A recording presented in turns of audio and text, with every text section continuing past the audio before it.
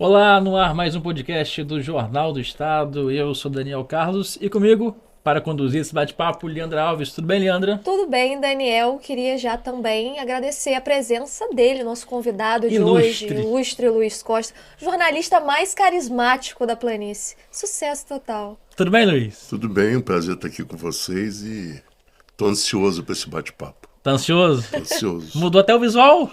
Mudei o visual Que por honra! completo, por Esse é o completo. padrão de elegância do nosso podcast. Tirou Agradeço. barba, Tirei cortou barba, cortei cabelo. cabelo. Eu vou Luiz explicar Costa. por que eu tirei a barba depois, tá? Até o final do podcast vai ter essa Suspense, revelação suspense. bombástica. Luiz, você que é subsecretário de comunicação aqui de Campos, mas tem uma longa trajetória no ramo da comunicação, do jornalismo. Fala um pouquinho pra gente, de forma resumida, se é que é possível, um pouco da sua trajetória até aqui. Tem que ser resumida, né? Sou um pouco mais velho que Um pouquinho vocês. só. Um pouquinho só. Eu sou nascido em Campos, mas eu me mudei para Barra Mansa, no sul do estado, ainda bebê. Meu pai era engenheiro mecânico, se formou na UF em Niterói e depois de formado se casou e acabou que ele veio para Campos porque o primeiro emprego dele foi na fábrica de cimento Paraíso, em Italva, que ainda era distrito de Campos. E nasceu a minha irmã, Adriana, que é a mais velha, e eu sou o filho do meio, aquele filho que fica Meio ali esquecido, meio ali meio no... abandonado, né? E tem um caçula que é o André. E nós três bem pequenos ainda, meu pai recebeu um convite para trabalhar em Barra Mansa, no sul do estado. Então eu tinha 2 anos de idade. Fomos para Barra Mansa, cresci lá. Saí de Barra Mansa para fazer faculdade, aquele tempo que o vestibular era unificado pela Fundação César Gran Rio. Então, no interior, no sul fluminense, tinha até uma opção de comunicação, mas o curso na época, em meados da década de 80, estava em alta. Para você ter ideia, para vocês terem ideia, Sim. quando eu fiz vestibular, relação candidato-vaga para comunicação era quase que a mesma do curso de medicina. Nossa, Era uma concorrido. faculdade muito concorrida, muito disputada. E eu não consegui vaga para as universidades federais, que eram referência na época, o FRJ e UF. Passei para a Universidade Gama Filho, que também era muito conceituada no curso de comunicação. E fui eu lá pro Rio, para casa dos meus tios, aquela coisa de família que acolhe quem sai do interior para Sim. estudar no grande centro. Cursei jornalismo na Gama Filho, me formei em 89 e vim logo para Campos. Eu me formei no final do ano, recebi um convite. Na época, meu tio era radialista em Campos, Nilson Maria, que marcou época no rádio aqui em Campos. Foi até um dos motivos de eu cursar comunicação, de fazer jornalismo, foi essa relação muito próxima do meu tio. E então eu vim trabalhar na redação da Folha da Manhã. Foi meu primeiro emprego de carteira assinada como repórter. Mas aconteceu um fato muito curioso que eu cheguei no início do ano e logo, com menos de um ano de casa, eu fiz uma prova de seleção para o estado de São Paulo. Eles estavam naquela época fazendo o primeiro curso de jornalismo aplicado, que era para recém-formado, você podia ter até 2 anos de formado ou estar no último período da faculdade. Então, candidatos do Brasil inteiro, eu fiz a prova, aquela coisa por fazer, por gostar muito de São Paulo. Eu tinha São Paulo como um grande objetivo, como um centro bacana de trabalho, de oportunidade. Fiz a prova, saí daqui no final de semana, a prova era presencial lá, né? Em São Paulo, peguei um ônibus à noite, amanheci lá, fiz a prova, retornei. E para minha surpresa, uma semana depois eu recebi a notícia que eu era um dos 30 aprovados. Só que é aquela coisa muito, muito rápida, você Sim. tinha uma semana para se apresentar. Então, eu comuniquei lá à direção da Folha que eu tinha feito a seleção, que tinha passado, que tinha que ir embora. Tem nem como dizer não, né? Não tem como dizer não. E fui para São Paulo fazer o curso. Foram momentos muito, muito interessantes, tudo muito diferente, um grande centro. e aquela cidade com um ritmo de vida bem mais intenso, né? E eu acabei sendo seduzido pela metrópole, Pela vibe do lugar. pela vibe, e a vibe tem muita coisa boa, mas muita coisa perigosa no caminho. E eu passei a achar que eu era o cara, que eu estava no Quantos estado de anos São você Paulo. Eu tinha 21 anos. Tava no auge, No né? auge. Você imagina um No cara auge. de 21 anos, Solto, solto, achando que pode tudo, recém-formado, com um recém-formado, emprego bacana, bonito. Aí elegante. Vale o cara salientar. acaba se perdendo. E, na verdade, eu encarei, acho que talvez pela imaturidade, né? E eu achei assim, não, isso aqui vai ser uma constante na minha vida. Se não der certo, amanhã eu tenho uma outra oportunidade. Se não for aqui, vai ser em outro lugar. E a coisa não é bem assim. E vacilei em alguns momentos. Assim, acabei pagando pelos meus erros, na questão da assiduidade, na questão do compromisso com o trabalho. E tudo na vida tem, né, tem consequências, né? E na hora de selecionar quem fica e quem vai embora, O joio e o trigo na hora de separar. eu puxei a lista de quem ia embora. Mas assim, uma experiência que eu guardei para a vida inteira, ensinamentos que acabaram norteando a minha vida daí então. Voltei para Campos, voltei para a Folha, fui repórter, passei por diversas editorias, fui editor-geral. E já na década de 90, na primeira metade, eu comecei a ter relação com a comunicação pública. Eu fui o primeiro assessor da Câmara Municipal de Quissamã, que era um município novo, que estava se consolidando.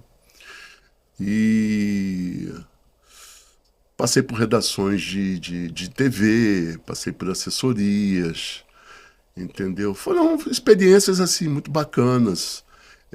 Fui gerente de comunicação em Barra Mansa, no sul do estado. Voltei para a terra onde eu fui criado. Eu fui o responsável pela comunicação em Quissamã, um município que eu tenho um carinho muito grande, um Você tem amor muito grande. uma relação muito próxima com a cidade. Né? Eu, quando eu te conheci, eu achava que você era de Quissamã. Mas eu gosto disso, eu gosto dessa referência. Na verdade, o jornalismo me deu coisas assim que são muito valiosas para mim e que são frutos da minha postura enquanto profissional de comunicação. Eu sou nascido em Campos, sou cidadão campista, mas eu tenho orgulho de dizer que eu sou cidadão cardosense, eu sou cidadão de Cardoso Moreira e sou cidadão quissamaense, sou cidadão de Quissamã. Títulos que muito me honram. Cardoso Moreira, eu acompanhei toda a luta da comunidade no processo de emancipação. Na primeira Câmara, o primeiro evento de entrega de títulos de cidadania, eu fui um dos agraciados. O vereador, na época, Derli Casanova, já falecido, me deu esse título que eu guardo com muito carinho. Participou do processo de nascimento do município. Participei como literalmente. jornalista, levando essa reivindicação, levando esse pleito. Depois, em Quissamã, mais recentemente, durante a pandemia, eu fui agraciado com o título de cidadão quissamaense.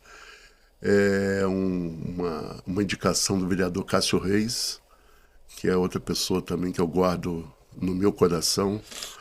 E assim, são frutos desse trabalho que eu acho muito bacana, que a profissão te dê esse reconhecimento. Sim. Por aquilo que você procurou fazer da melhor forma possível. É claro que os equívocos eles acontecem, né, em qualquer área, em qualquer segmento, mas a gente, quando procura seguir as coisas de forma ética e forma ética e responsável, você acaba colhendo os frutos desse posicionamento, né? E você falou do seu tio, né? De como ele influenciou talvez a sua escolha para o curso de comunicação, né? Para você cursar jornalismo.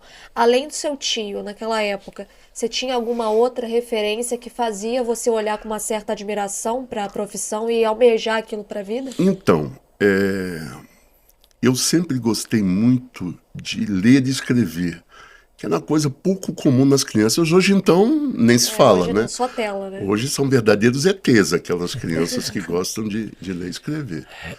E eu sou de um tempo em que você escrevia cartas. Você não tinha mensagem, você não tinha celular. E eu sempre gostei muito dessa coisa de passar para o papel o meu sentimento. Então eu, por exemplo, na época das minhas paixões juvenis, eu gostava de escrever carta e eu mandava carta Poeta. para as minhas colegas, para as minhas amigas de escola. E eu me manifestava através da escrita. E que para muitos aquilo seria uma coisa piegas, ultrapassada, aquilo acabou sendo o meu diferencial. Acabou sendo o meu grande poder de sedução. A Olha, forma de escrever e a forma de falar.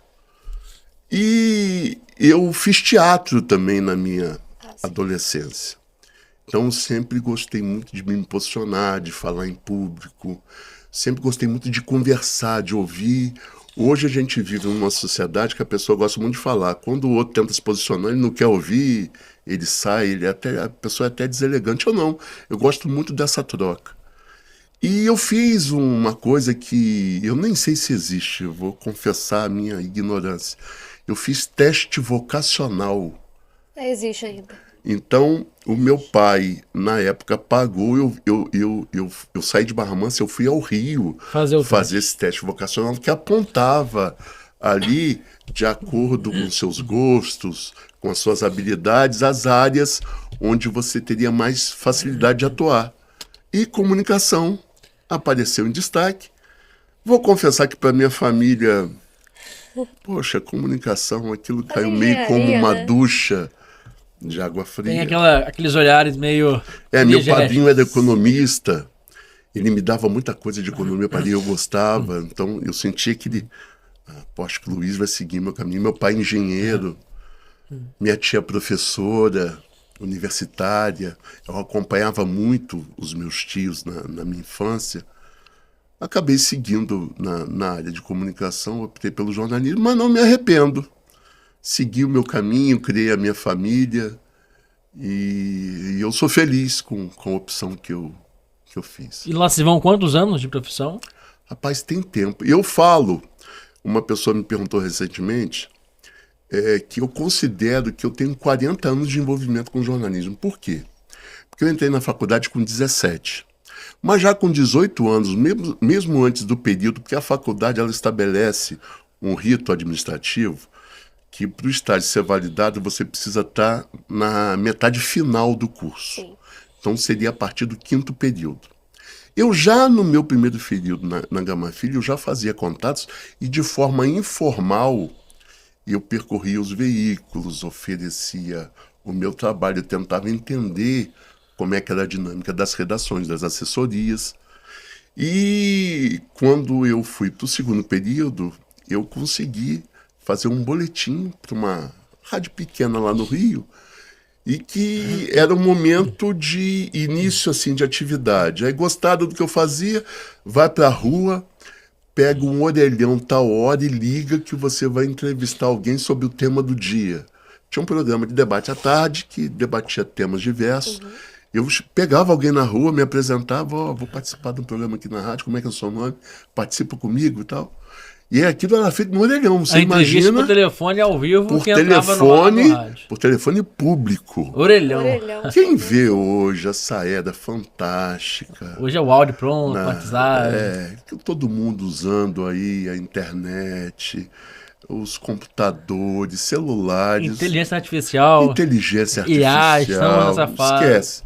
Então, eu sou do tempo que a coisa era realmente feita na marra, feita com... Era o raiz, jornalismo Era raiz. um jornalismo raiz e você tinha que... Era de verdade. Você não tinha como enganar. Falando em jornalismo raiz, né? Até você estava falando de algumas facilidades que a gente, enquanto jornalista, tem agora nessa nova geração, ainda mais inteligência artificial, as novas tecnologias. Mas eu tenho um pouco da visão que isso acabou tirando um pouco do prestígio do jornalista. Porque hoje em dia facilitou para todo mundo ter um veículo, para todo mundo se auto-intitular jornalista. Eu acho até algumas questões de apuração, por exemplo, com a internet, tudo ficou muito imediato, né? O jornalismo ele se tornou imediatista. Eu acho que isso acaba prejudicando um pouco na hora da apuração. Eu vou discordar de você, Você vai discordar? quando você fala um pouco. Eu acho Totalmente, né? totalmente. E assim, eu não sou um cara chato que me prende nas coisas do passado, não. Eu vou confessar a vocês que hoje, o momento que eu vivo agora, é um momento de renascimento, fruto dessas inovações tecnológicas, fruto do convívio com as nossas gerações. Mas eu ingressei na profissão e tinha como premissa básica uma coisa que está cada dia mais rara, que é o compromisso com a informação. Hoje, na ânsia de noticiar em primeira mão, de ser o primeiro a falar, o cara joga a matéria de qualquer forma. Eu já vi gente corrigindo o nome de pessoa, a pessoa foi envolvida num acidente, ela faleceu, você bota o nome trocado, olha que confusão. Você bota a forma como aquele acidente correu de forma equivocada, você mata quem está vivo, é uma salada. É uma salada. E muitas vezes você tem barrigas como aquele, como era chamado no jargão antigo, o cara cometeu lá um equívoco, uma barrigada danada. Barrigada. Você hoje precisa ter ciência de que a informação ela pode transformar a vida da pessoa, ela interfere diretamente na vida da pessoa. A minha geração, ela tem um exemplo muito vivo, que isso virou documentário, virou livro, que é o caso da escola base, Sim. em São Paulo. Na década de 90, talvez vocês nem fossem nascidos, 94, duas mães foram para a imprensa para falar que os filhos sofriam abusos na escola.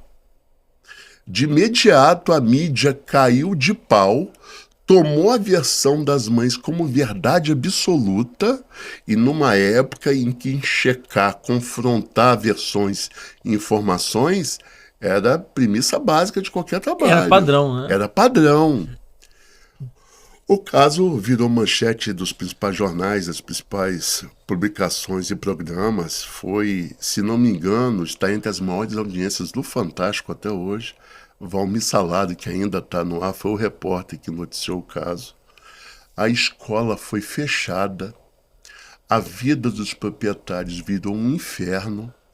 Houve um linchamento midiático e uma tentativa de linchar as pessoas, os donos, os professores, os funcionários. A vida de quem estava envolvido com a escola acabou. Um delegado, na época, que assumiu o caso, achou fragilidades no processo e começou a apurar a coisa mais detalhadamente. Ele conseguiu, na época, uma autorização para que as crianças fossem ouvidas com acompanhamento de uma equipe multidisciplinar, e apesar de ser muito novas, Sim. mas que elas dessem a versão do que acontecia. E depois se descobriu que foi uma situação criada por uma das mães contra a escola. Aí, amigo, O caos estava o formado. caos estava formado. Foram todos inocentados, mas o dano é irreversível. Então, a informação, ela da mesma forma que coloca a pessoa no topo, ela pode destruir. E hoje eu percebo que não há compromisso nenhum com a checagem, com a conferência dos dados e das informações. E acontece uma coisa perigosa que é fruto dessa multiplicação de veículos, que é você copiar e colar o que o outro disse. Então o erro acaba sendo ampliado, multiplicado em efeito cascata. E tem uma questão ainda maior, não quero entrar em polêmica não, mas eu preciso falar disso. Hoje todo mundo é jornalista. Hoje você não tem atividade, o que é bacana dizer? Não, eu sou jornalista. Essa discussão, a não exigência do diploma, aí um isso absurdo. é algo muito sério em uma área como a nossa. A gente multiplica lida, esses e jornalistas, né? E a gente lida com questões muito delicadas. E eu acho que responsabilidade tinha que ser uma palavra hoje chave para quem atua no meio, e infelizmente não é o que a gente percebe, né? Até sobre essa multiplicação de veículos, né?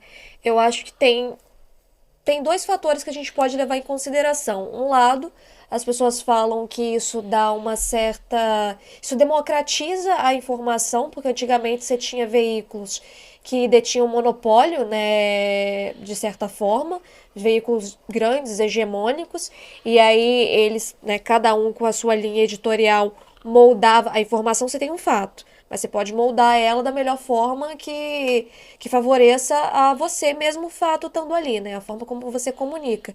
Eu acho que essa pluralidade agora de veículos trouxe esse benefício, em tese, de você democratizar a informação, mas também trouxe essa vertente do cara, cada um fala uma coisa, as informações desencontradas, e aí uma parte da população acredita em uma coisa, outra parte outra. Até é engraçado que antigamente não, até hoje, por exemplo, às vezes meu irmão vê alguma coisa na internet, aí ele comenta lá em casa. Aí meu pai solta, mas eu não vi passando na Globo. A Globo, aquela época, né, tinha esse... Era referência, Era né? referência. Hoje em dia, pra nova geração, né, você não tem mais essa coisa na memória do... Ah, mas não passou na Globo, não passou numa Record, numa Band, Mas não eu é acho que a verdade. situação piora quando o meu filho, por exemplo, que está em casa, Sim. repete uma situação que eu pergunto assim, você viu aonde? E ele fala As páginas nomes assim, umas aleatórias, páginas né? aleatórias que eu nunca vi. Eu falei, mas será que é verdade? Não, mas tá lá. Olha o perigo, tá lá, e aí? Então hoje qualquer um pega o microfone, bota uma canopla, porque hoje é a busca incessante dos likes. Sim. Eu quero viralizar, eu quero, né, quero bombar na rede. Então você vê aí pessoas sem a menor qualificação, sem a menor competência empunhando o microfone. E outra coisa, polêmica que não falta. Tudo na vida é polêmica. Eu tenho um amigo de redação, já falecido, né, que eu guardo no meu coração, Fausto Neto, que ele dizia, o jornalista tem que estar pronto para tudo. Ele falou que trabalhava numa redação no Recife. O dono do veículo falou assim, Fausto, escreve alguma coisa sobre o Natal. Ele falou, beleza. Depois ele virou pro cara e falou assim, contra ou a favor? O cara olhou assustado, é isso! Porque ele pode fazer um narrativa. texto, uma narrativa em tom O crítico. fato tá ali. Entendeu? Mas você pode... Então, assim, mas hoje, essa busca pela Incessante, notoriedade, essa busca pro ser o mais buscado, o mais acessado, E o mais rápido. o mais rápido, eu acho que isso é muito perigoso. Isso traz consequências desastrosas. Sim. E eu não vejo possibilidade, eu posso estar enganado, vocês que são mais jovens, que entendem melhor dessa questão tecnológica, eu não vejo forma de controlar isso. Eu acho que não há forma de controlar isso, não só pelos veículos, mas também por parte da... E aí falando aqui sobre campos especificamente, os veículos, eles, né, têm contratos de publicidade com assessorias ou com empresas de comunicação. E aí, às vezes, assessorias de órgãos públicos. E aí, quando você tem um veículo tradicional, e você tem uma página de internet, e você vai apresentar esses números, eles não olham muitas vezes a credibilidade. Eles olham só os números. E isso acaba forçando com que os veículos tradicionais, que antigamente se pautavam pela qualidade da apuração, acaba se sendo corrompido pelo imediatismo.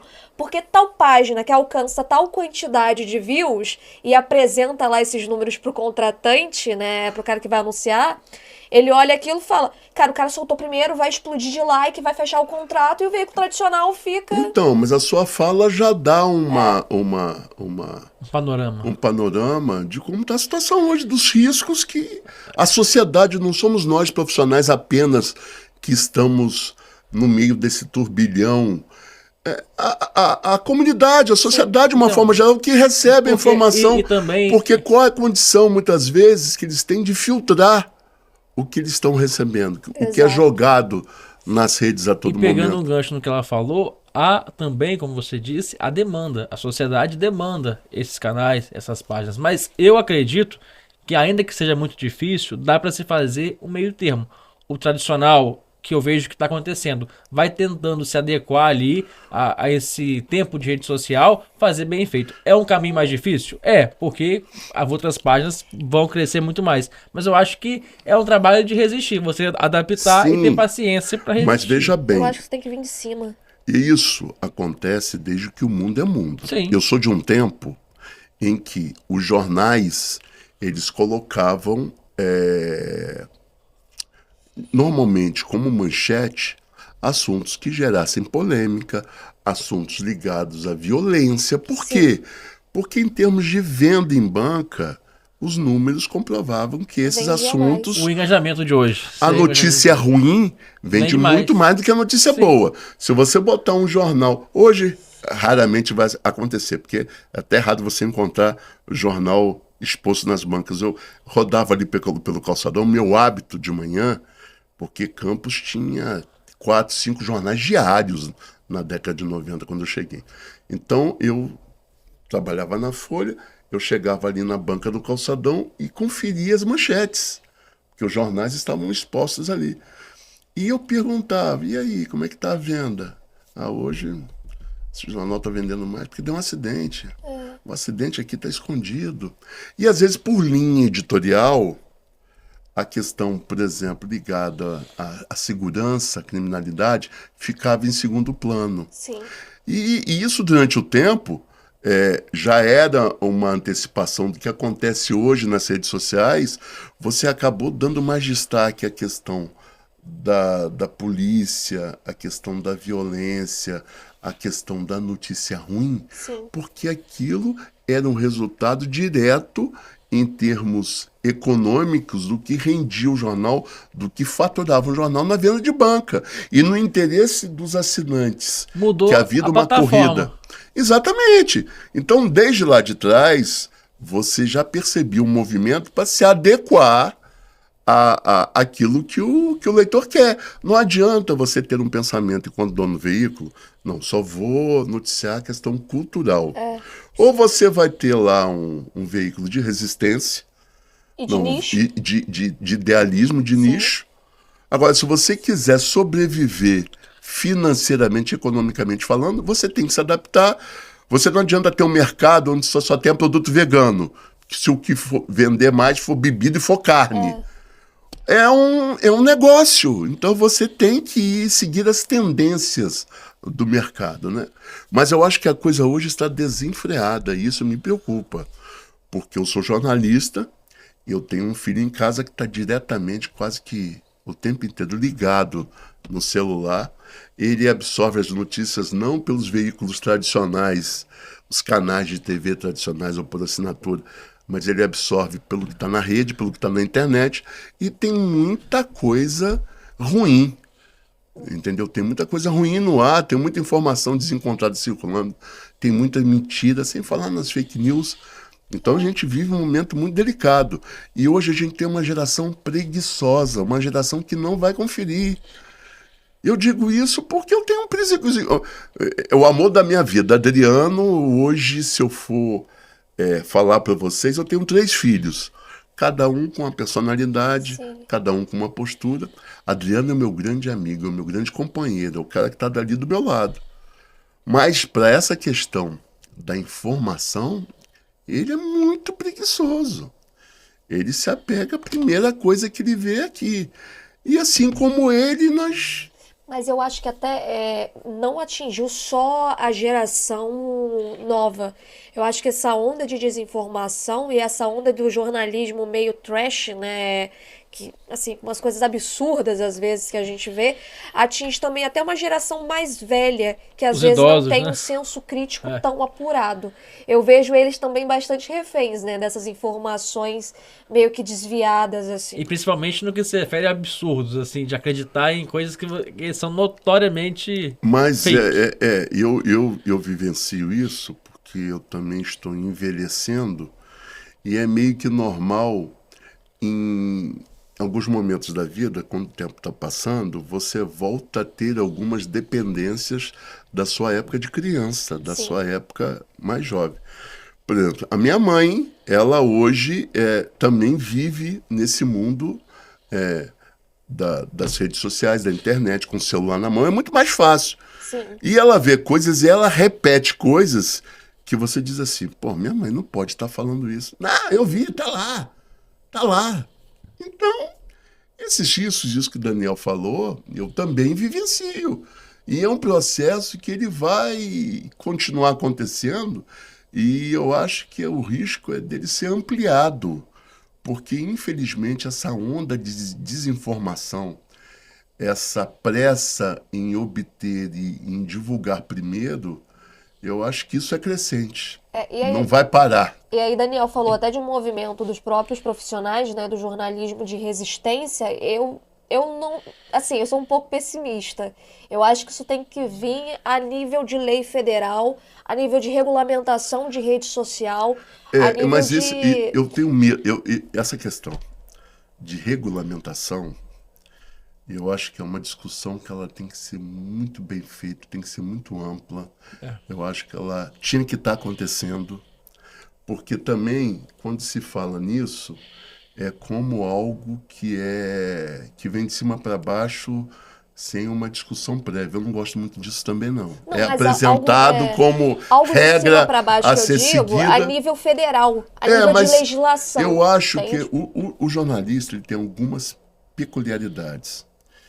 Eu acho que o jornalista ele é pouco amigo do outro. Ele é pouco corporativista. Se nós tivéssemos a união, Isso. como a gente percebe, por exemplo, na classe médica, entre os advogados, entre algumas categorias Até de professores trabalhadores, professores, são bem unidos. petroleiros, assim, algumas categorias que têm um engajamento, que têm um pensamento dividido para um número maior de pessoas. Pela causa. Pela causa. Esse é o termo. Eu acho que o jornalista se apega muito pouco à causa. Eu também acho. E tem uma questão na nossa profissão que é terrível, que é vaidade. Ego. O ego. Isso destrói tudo. Então eu não vejo na nossa categoria, e é uma autocrítica, Sim. não vejo essa qualidade, porque isso é uma qualidade, você conversar, você se entender, você buscar um bem comum, você fortalecer sua atividade profissional, isso é uma coisa bacana. Não percebo isso. Já tentei, como gestor, iniciar movimentos para discutir a nossa atividade. E não é fácil, É bem difícil. mas é necessário. E é o caminho. Eu lembro dessa união dos jornalistas, e aí não aqui em Campos, mas a nível Rio de Janeiro e a nível nacional, quando veio à tona aquela série de reportagens do Intercept, a Vaza Jato, que aí você tem a Polícia Federal agindo, né, segundo, obviamente, né, os diretores do Intercept, de forma arbitrária, né, em relação aos jornalistas do veículo. E aí você tem uma união dos órgãos das federações de jornalismo, né, e também até de outras instituições, como a própria OAB Rio, que também foi muito atuante na época da Vaza Jato, que assim, para mim é uma referência de jornalismo atual. Eu acho que a gente tem algumas referências, né, você estava falando até a Escola Base, referência do que não fazer. Eu acho que a Vaza Jato é uma referência Do que fazer. De como praticar jornalismo. Aqui em Campos, é algo que eu até converso com o Daniel no off.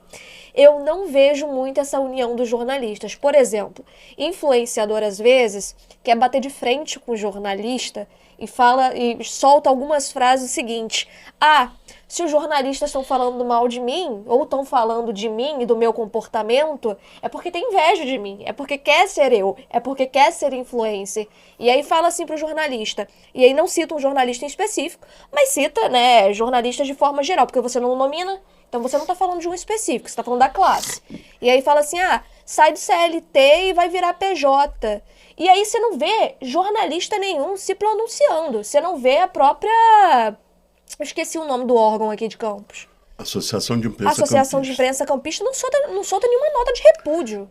Eu acho que a associação ela tem um papel importante, mas ela, evidentemente, que ela é retrato da postura de quem Sim. atua no meio. Não adianta você ter uma associação se você não tiver profissionais participando do movimento, né? E isso que você falou da questão da relação jornalista-influenciador, eu acho que há espaço para todo mundo. Eu tenho dificuldade há 58 anos de entender assim, qual é o seu papel? Influenciar alguém a fazer alguma coisa. Eu acho isso muito estranho, mas eu sei que é uma Sim. dinâmica, que é um fato. Eu já fui apontado, eu tenho feito na prefeitura, talvez até pelo convívio com jovens como vocês, um trabalho que até um ano atrás eu não imaginava. Então, a partir do momento que eu fui para o vídeo, que eu passei a ser uma espécie de porta-voz de algumas situações ligadas ao município, eu às vezes sou parar na rua e já recebi o elogio de você é um influenciador da prefeitura, né? Blogueiro. É o blogueiro. São termos usados que eu não considero pejorativo. Eu preciso entender melhor qual é a função principal. É simplesmente fazer um comércio vender mais? Sim. É fazer com que um produto seja conhecido? É dar visibilidade a uma ação? Ou é só abrir a câmera e dar minha opinião por dar, sem É, ter então, mas eu acho capilaridade que pra isso aquilo? tudo é um processo de aprendizagem. Eu estou aprendendo. E se reinventando também. Exatamente, eu acho que esse período, esse ano de 2025, marca o meu renascimento enquanto profissional, em atividades, em questões em que eu não tinha muito envolvimento, que eu tinha dificuldade de assimilar os objetivos, e estou me sentindo muito bem, eu estou me sentindo muito à vontade. E eu gosto principalmente como eu disse no início, que eu sou de uma geração que gosta de falar e gosta de ouvir, eu gosto muito dessa troca. E eu, por exemplo, mudei de lado da pista, eu moro no Alphaville já há 3 anos. Sempre fui à padaria, compro meu pão, saio, dou bom dia, boa tarde, boa noite. E há um tempo atrás o proprietário lá falou assim, tenho te visto. Eu falei, tenho te visto, tenho gostado, te vejo nos vídeos da prefeitura. Acho bacana a forma como você traz algumas informações. Essa troca só foi possível porque ele me viu no vídeo. Porque eu frequento a padaria há muito tempo e nunca houve essa aproximação. O que permitiu isso foi justamente essa minha nova função, essa minha nova atividade. E uma nova possibilidade, que como você disse, até um tempo atrás você sequer imaginava que poderia acontecer, que poderia dar certo. Eu fui ao mercado, eu tenho o top das galáxias dos comentários, eu fui ao supermercado, passei pelo caixa, tô vendo um garoto me olhando, eu falei, deve estar me achando monstruoso, feio demais. Ele cutuca a mãe e falou assim, é ele sim. Me pediu para tirar uma foto Olha com só, o cara da prefeitura. que bacana. Eu me senti o cara, eu falei, Você rapaz, sentiu... é demais, eu sou... E é isso, é bom. O reconhecimento não mexe com a minha vaidade. Eu acho que eu, em outros tempos, se fosse no tempo que eu estava lá no estado de São Paulo, 21 anos. isso seria ainda mais perigoso. Hoje não. Mas hoje isso me dá um novo fôlego, me dá Dá um ânimo, gás pra dá um você gás. seguir, né? E eu acho muito bacana. Tem algumas coisas até que me propõem que eu falo assim, não, gente, isso aí já está demais. O vídeo que deu mais repercussão era um vídeo que, para minha realidade, era completamente improvável, absurdo. Que é um vídeo que eu fiz no café da manhã do trabalhador. Eu fui gravar na praça de São Gonçalo, em Goitacazes, com um assunto que era super simples, Sim. super leve, mas a forma de contar E de comunicar que o aquilo. café era servido gratuitamente ali naquele espaço, usando uma referência que está muito em alta hoje entre a juventude, No que mundo está pop, né? relacionado à cultura coreana. Comunicar com formas da E geração assim, Z, né? a De geração palavras. Z e assim, palavras, expressões que eu falava assim, comer? Aí querer ver. É Então, alguém? assim, e foi bacana demais com o Labubu pendurado na bolsa. Labubu na Eco E, Bag. e a mensagem também Chegou. chega à juventude, às pessoas mais Então, o novas. que eu de repente mais estranhei foi o que mais trouxe resultado. O que eu mais gostei de fazer, particularmente, foi o vídeo na festa de São Salvador, que estava no auge do chuvisco do amor. Chuvisco do amor. Do Que que é hoje uma. ninguém fala mais. Não, nem Pra do você morango do amor. ver Nem do como morango, as né? coisas têm um prazo de Isso. validade muito curto. E se você não pegar ali a trend, você Exatamente. nem pega Mas mais. como tudo é temporário, vai surgir uma outra coisa. Então, E- mas eu acho que tudo é temporário, mas eu acho que essa qualidade do ser jornalista, de estar também ali pronto e preparado para fazer o que tem que ser feito. Como você disse, a notícia do Natal, falando bem ou falando mal. E você hoje adota uma nova possibilidade, mas você também está preparado para as possibilidades É você antigas. encarar esses Desafios. sem preconceito. Sim, No primeiro momento, se você não está muito acostumado, não está muito entrosado, é buscar, conhecer, é se deixar levar. E isso é bom, isso é bacana. E o teatro te dá muito disso, né? Sim. Desses laboratórios, dessas experiências. E hoje eu acho que eu teria dificuldade de deixar de fazer esse tipo de atividade. porque o legal é isso, né? Você tá gostando do que você tá E tá é fazendo. também uma outra vertente. É você enxergar que você pode atuar profissionalmente tendo um vídeo como aliado. Sim. Que eu não tinha isso dentro das minhas prioridades e dentro dos serviços que eu poderia oferecer. Hoje eu tenho. Agrega. Isso agregou na minha vida profissional. E isso é muito bacana. Eu gosto muito dessa troca com as novas gerações. Eu no meio sempre procurei ajudar os estagiários, porque eu fui estagiário um dia, eu sei como às vezes você fica Sofre, estagiário sofre. perdido, fica afastado, né? Então eu acho que isso é muito bacana, faz você renascer e entender a vida e a profissão de um novo jeito. Dito isso, então você não pensa em parar, nem se aposentar por agora. Tem Não, muito porque aqui. você parar, você cai. Você morre. Eu acho que. Eu acho não, eu tenho certeza que na vida você tem que se reinventar, procurar sempre aprender e nunca perder o foco. Nunca perder a esperança de que as coisas podem acontecer, de que as coisas podem melhorar. Mas tem uma receitinha básica, e eu tenho um antigo professor que sempre dizia isso, precisa no meio disso tudo ter um agente que busque isso. Se a pessoa não se interessar, não adianta você ter a base teórica muito definida, muito consolidada, se você não praticar aquilo. Então, assim, sonhe, planeje e realize. Se movimente, faça acontecer. Não dá para esperar cair no colo. Às vezes até cai, às vezes a oportunidade até bate. Mas muitas vezes você pode não perceber que aquela é a grande oportunidade de sua vida, deixá-la passar. Às vezes é como um amor, é como uma relação afetiva.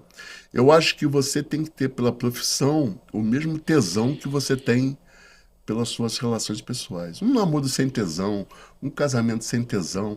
Não é que o tesão seja responsável por 100% daquilo. Mas é uma parte importante, Importante, né? fundamental. Se você fizer por fazer, amigo, não rola. Então, tem que buscar, tem que querer, tem que fazer acontecer. E eu hoje, aos 58 anos, pode não parecer, porque tem gente que olha só um rostinho bonito, é só um cara que fala bem. Mas tem conteúdo, muito conteúdo e Tem experiência. conteúdo e tem que continuar acreditando e continuar fazendo. Eu me proponho a seguir fazendo, procurando fazer ainda melhor e com planos, com objetivos a serem alcançados. Muito bom. Eu acho que até muitos jornalistas da antiga geração, né, e aí falando a nível nacional, têm se reinventado até com a internet. Sim. Um dos casos, eu gosto muito dele, é o tio Rei, Reinaldo Azevedo. O Reinaldo, ele sai da Veja, né, ele é demitido da Veja ali em determinado período, e aí ele começa a se reinventar no rádio, mas no rádio também no digital, porque o canal do YouTube da Band News, que é onde ele faz, é um sucesso os vídeos dele, né, o podcast, o programa que ele faz, que virou meio que um videocast, né, mas é um programa originalmente de rádio. E aí ele também migra, né, indo para o UOL, que é um veículo que nasce no digital. Então eu acho E que qual é o grande segredo nesse a gente tem que se caso? reinventar. É porque ele tem conteúdo, Sim, ele tem o que ele... dizer, ele é um cara interessante.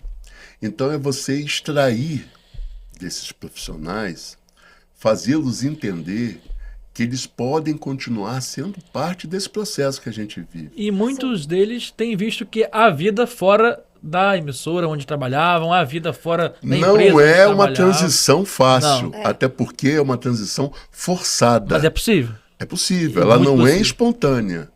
Agora, ou você acredita nisso, ou você se entrega. É como muitas vezes na relação com a doença. Eu tô doente, eu vou me tratar, vou me curar. Se você achar, não tem jeito, não, tô doente, eu vou morrer esquece, amanhã. né? Você morre amanhã. É assim.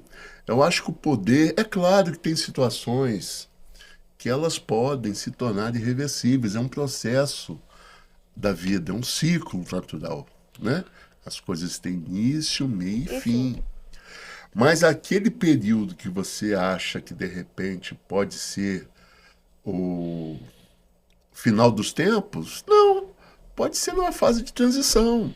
Agora, eu acho muito bacana também quando a pessoa tem apoio. O Reinaldo Azevedo, certamente, ele teve Sim. apoio de pessoas que disseram assim, pô, vamos partir para dentro Não para, não. nesse tipo de Você não pode de parar. projeto, nesse tipo de ação. Entendeu? Às vezes a pessoa, quando se sente descartada, Sim. e se ela não tiver ali um apoio, ela acaba se deixando levar. Se entrega, né? É um processo natural que a gente observa na sociedade. Eu sou de um tempo que a minha mãe falava assim, vai com quem? Vai João, José e Fernandinho. Cuidado com o Fernandinho.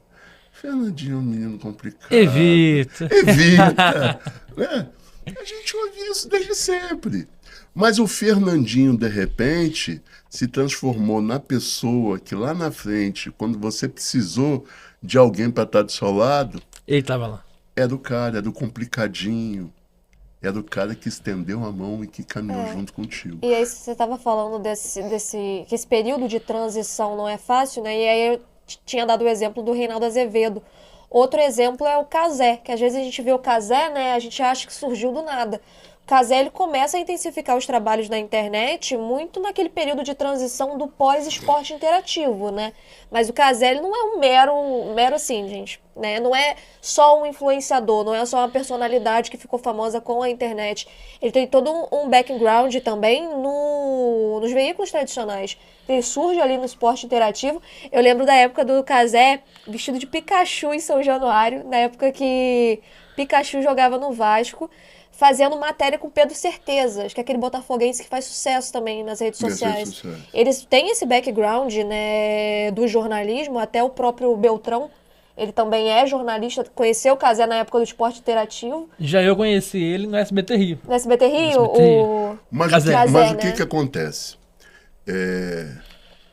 Às vezes, tudo que acontece de forma exagerada corre o risco também de sucumbir. Sim, Eu acompanhava algumas figuras que se popularizaram na internet e hoje estão lá bloqueadas, porque tem modelos que eles acabam ficando muito repetitivos. Cansam. E a pessoa precisa entender que ela pode chegar num topo. É difícil, muito mais difícil é se manter no topo. sim. Aí, na tentativa dos likes, dos cliques, começa com um conteúdo muito mais apelativo do que informativo. É claro que a informação aliada com a graça, ela tem o seu diferencial. Mas, às vezes, a pessoa também erra na mão. Então, a gente vive esse momento também de entender como lidar. Lá na prefeitura, a gente conversa sobre resultados da rede. O que está indo bem, o que está flopando. Tem umas expressões que eu acho Sim. interessantíssimas. Flopou. Então, tem momentos que você acha assim, pô, isso aí, por ir de 10, isso aí vai para as cabeças. E a coisa não vezes não anda, a anda, coisa né? não flui. E às vezes o que você não Porque dá nada. não é só o que você pensa, é como... É um momento.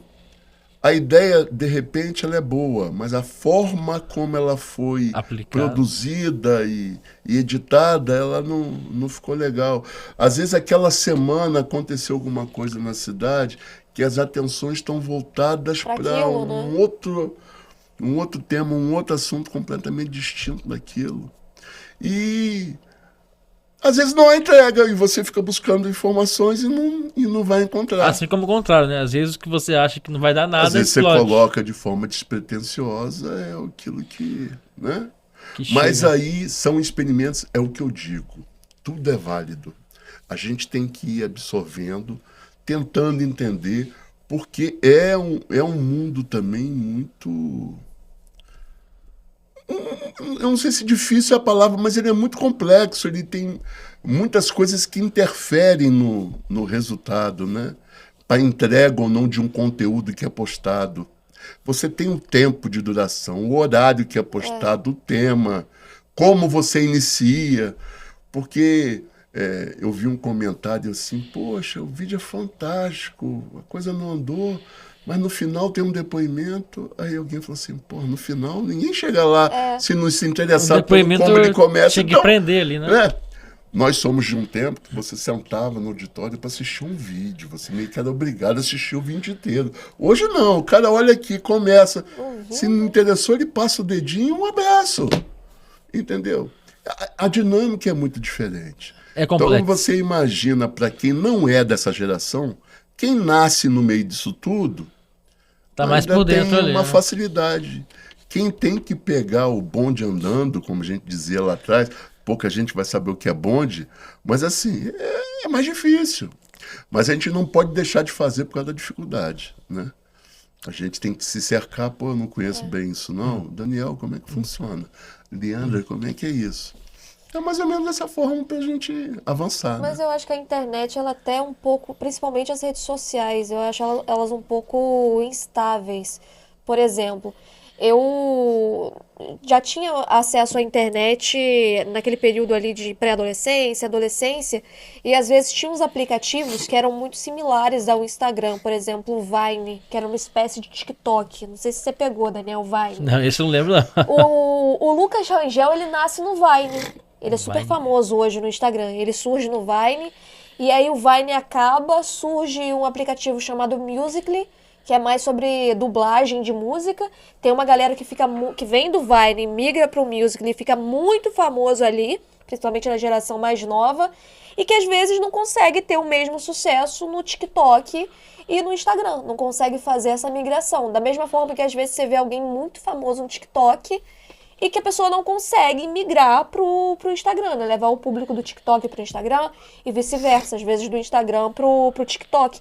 Então é muito, muito volátil também, porque vamos supor que o Instagram de uma hora para outra caia, né? Faça como esses aplicativos antigos. Obviamente que o Instagram ele é mais estabelecido do que esses outros, né? Do que o Vine, do que o Musical.ly. Mas vai que some de repente. Você faz o quê? Então acho que é importante também você ter essa base no tradicional, um pezinho no tradicional. Porque o tradicional tá ali e sempre vai estar. Né? Obviamente, às vezes perdendo força, às vezes ganhando, E se mas vai estar reinventando ali também, né? estabelecido. Tá se inventando Eu até também. uso o exemplo do William Bonner. William Bonner e GK. Quem tem mais seguidor? A GK. Quem é mais conhecido? William Bonner. Mesmo ela tendo infinitamente Isso, mais isso seguidores acontece, do que por ele. exemplo, com a Virgínia, que tem milhões de seguidores, mas o programa não emplaca tanto, Não não dá emplaca tanta na audiência, TV, né? porque é outro público, se for são outras perguntar à minha avó pessoas. quem é Virgínia, Exato. provavelmente ela não E se ela conhece, sabe. vai Ela dizer vai que achar conhece que é da vizinha TV. da rua lá. vai achar quem? Quem é essa? Porque é de fato um outro público, né? Porque a internet às vezes traz essa percepção de sucesso e de alcance, mas às vezes também é um pouquinho, assim, inflacionado. É igual os políticos. Aí o Luiz está mais tempo nesse ramo da política, né, da comunicação política. Às vezes você tem um político que tem muito seguidor, ele fala, não, veículo de comunicação, deixa pra lá, eu me garanto aqui no número de seguidor. Aqui em Campos, eu não vou citar nomes, mas aqui em Campos a gente tem um exemplo de um vereador que tem muito seguidor na rede social. Não se elegeu. O cara que tinha 3 mil seguidores se elegeu. Teve o triplo de votos. Porque às vezes fica muito focado na rede social, esquece da base. Esquece daquele trabalho ali do dia a dia com a população, com o eleitor, né? E essa avaliação tem que sempre ser feita, né? Sim, Porque senão o resultado... catastrófico. Verdade.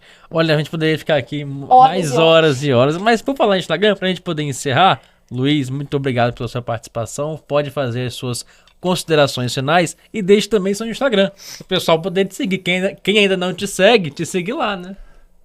Ainda tem essa... Tem essa. esse merchan. Tem Meu Instagram, merchan. se eu não estou enganado, é Luiz Maria Costa. Deixa eu ver Fácil. Não, só falta eu passar vergonha, né? Tá passando É o único, é o no único. Instagram errado. Chama o vai, enquanto ele vai falando, chama Mas o é vai. Luiz Maria Costa, Luiz com Z.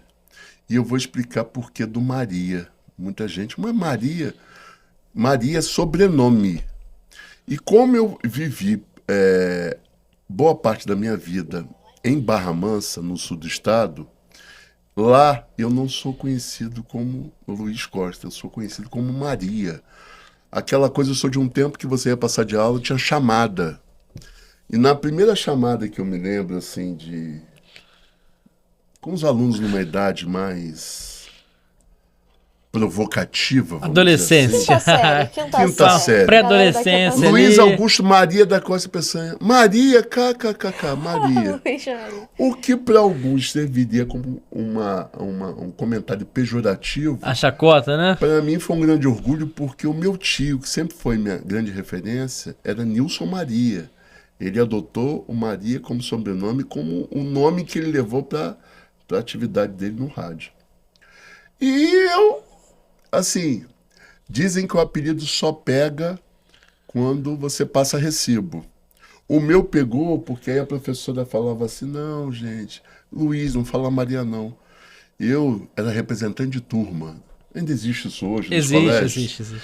Representante eleito pelo voto dos alunos. Pelo voto popular, pela soberania. Então, eu pedi numa aula de português, se não me engano, eu pedi a palavra e falei que eu queria ser chamado de Maria. Fiz questão. Que não era um nome, que eu não ia deixar de ser homem por ser chamado de Maria. Aí, naquele jogo de sedução que eu falei no início, foi outro gol de placa. Sucesso. Porque as meninas adoravam. Segurança. Viram segurança. É isso. Um homem isso. sem masculinidade frágil. É isso. À frente do seu Então, tempo. O Instagram confirmou esse mesmo, arroba, né? É, Luiz Arroba Maria Luiz Maria Costa. Costa. Luiz com Z.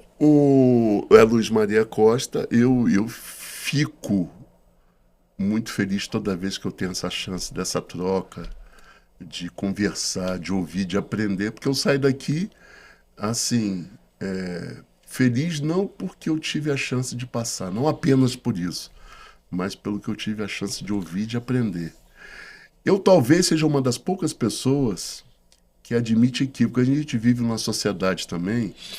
Não, eu não digo que eu mantenho até o final, eu invento versões, não. Volta atrás. Agora não é uma coisa de orgulho e prepotência, eu não erro tanto. Mas quando eu erro, eu assumo, peço desculpas e muitas vezes eu mudo a minha opinião, porque não é uma demonstração de fragilidade, mas é uma forma de aceitar que a visão dos outros pode ser muito mais coerente e muito mais verdadeira do que a minha. Mudar de opinião eu não considero uma fragilidade, eu considero uma qualidade nos momentos pontuais onde elas são necessárias. Você toda hora, eu acho isso, não, eu acho aquilo, não, eu acho aquilo outro. Eu não estou dizendo nessa forma corriqueira. Então eu agradeço o espaço aqui. Eu estou hoje subsecretário de comunicação da Prefeitura de Campos. Ali a nossa redação funciona ali na sede do SESEC. Sempre à disposição. Muitas pessoas falam assim, poxa, a gente está bem no caminho aqui da entrada do prédio. Muitas vezes vem gente aqui com assuntos que não tem nada a ver com a comunicação. E eu sempre digo, tem tudo a ver. Somos comunicação. Somos meios de interligação, de orientação. Eu gosto muito quando... É claro que tem dia que você tá zureta, você não quer Muito ouvir papo. ninguém, Estresse mas eu do gosto dia a dia. muito da chance de conversar com as pessoas, de saber o que trouxe aquela pessoa à prefeitura naquele momento. E você tem situações que você percebe ansiedade, fragilidade nas pessoas. É bacana quando você ajuda e quando você colabora para que aquela demanda seja atendida, o problema seja resolvido. É um setor de conexão mesmo, né? Então, eu agradeço pelo espaço, agradeço sempre pelo convívio com as novas gerações e estou aí, disposto a seguir, a inovar, A se fazer reinventar. acontecer, a reinventar. E vou fechar com a história da barba. Isso que eu ia falar agora, não esquecemos, né? O Eu há motivo. muitos anos uso barba. E recentemente ouvi uns 3, 4 comentários dizendo assim, a barba é legal porque esconde o rosto. E tá. Aí eu falei, cara, meu objetivo não é esconder o rosto. É porque eu gosto, eu acho que fica bem. E eu, pela rede social, vi um comentário de um amigo semana passada que estava passando por um problema pessoal muito sério, eu não sabia. Através desse contato, oi, vi uma postagem sua, não entendi. Ele falou, Luiz, está acontecendo isso, isso, isso. E a gente ficou 1h49, porque ele me ligou e você tem um marcador de tempo. Sim. Sim. O telefone ficou quente. E eu falando muito tempo que a gente não conversava. Final de semana eu estou em casa, ele me liga para agradecer. Ele está a mais de 500 quilômetros daqui. Ele falou que ele não teve o apoio onde ele estava, nem de amigos, nem de família, nem de colegas de trabalho. E estava me agradecendo pela escuta, por ter ouvido, por ter conversado. E eu falei uma frase para ele e se posiciona. A partir do momento que você se cala, você se omite e ninguém vai saber o que você está pensando. Verdade. Bote a sua cara na reta. Encare os problemas de frente.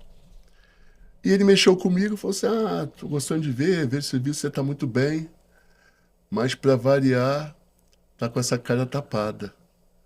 Tá se escondendo. Fez uma provocação.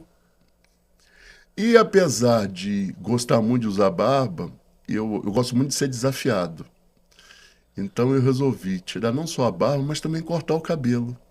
Eu acho que são formas, daqui a pouco meu cabelo não, minha barba cresce rápido, eu tô careca, paciência. Mas é uma forma de você estar se movimentando, se desafiando, se provocando. Então estou de cara limpa, né, como eu costumo estar, e sempre pronto para os desafios, porque a vida tem para me oferecer, e porque eu tenho para oferecer para a vida também.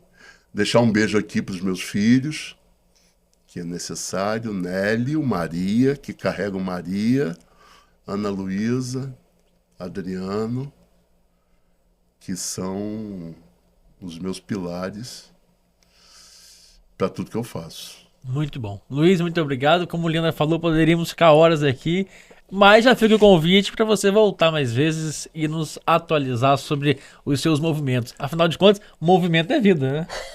Eu voltarei. Movimento é vida, não é verdade?